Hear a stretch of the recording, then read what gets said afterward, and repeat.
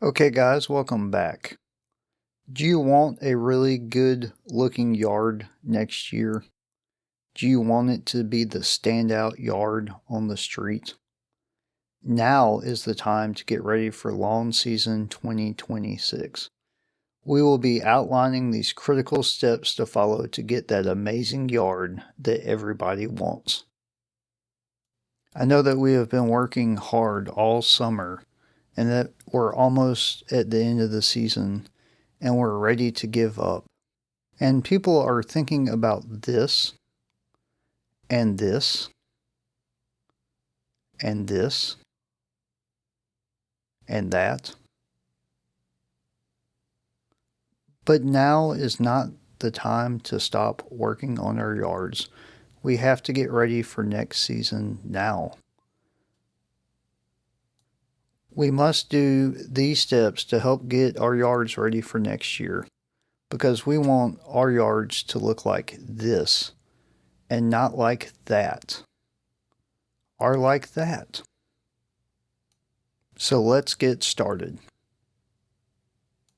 The first critical step is to keep watering the lawn. That sounds like a simple thing, but this time of year we're at the end of the season and everything gets drier and the grass is kind of growing a little bit slower because the days are getting shorter.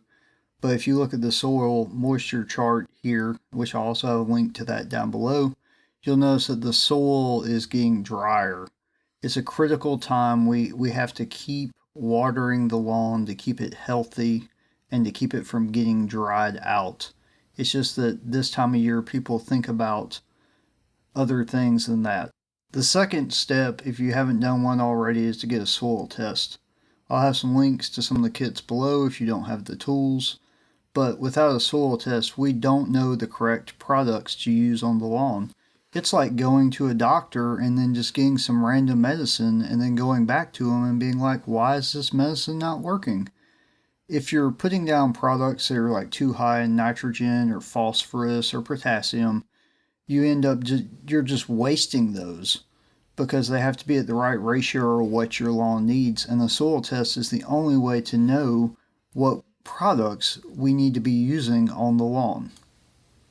The third step is to aerate the lawn if you haven't done that already. Fall and spring is an excellent time to do this. You can get a rental unit, you could get it as a service, or you could get a hand tool. It just depends on your value, time, and money, how you want to do that. I will have a link to the best hand aerator that's heavy duty to get the job done. It also includes core and spike aeration, so you can do both. You may try to do core and the ground's too hard and locked up, and you may have to do spike, but I will have a link to that below. The fourth step is to put down your pre-emergent. This step is absolutely critical to get done. This is what's going to prevent all the winter weeds like the poana and the henbit from getting in your yard, all those weeds that show up in January, February that make you have to go out there when it's still cool and you end up having to mow or like weeding them.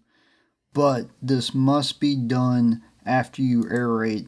If it's done before aeration, it'll break the protective barrier of the pre-emergent. So it's critical to do the pre-emergent after you aerate. The second thing that's critical about pre-emergent is that it's based off the soil temperature. Most of the weeds that we're trying to prevent are going to start germinating when the soil temperature reaches around 70 degrees. So timing is very important on this.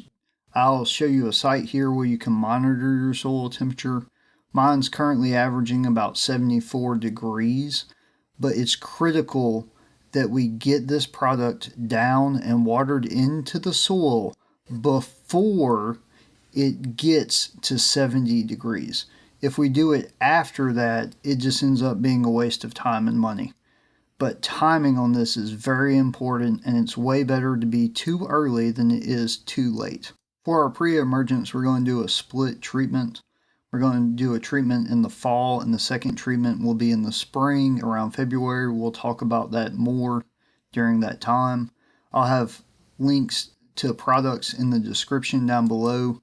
I recommend using the Andersons. That product particle is finer and gets a better distribution rate than the others, but I will post some links to some products that you can get like at Home Depot or Lowe's.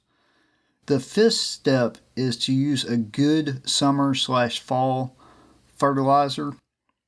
I recommend that you use Yard Mastery Stress Blend. It's a 7-0-20.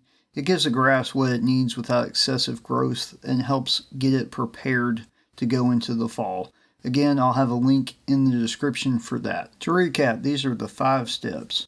It's critical that you keep watering the lawn until we get farther into the season.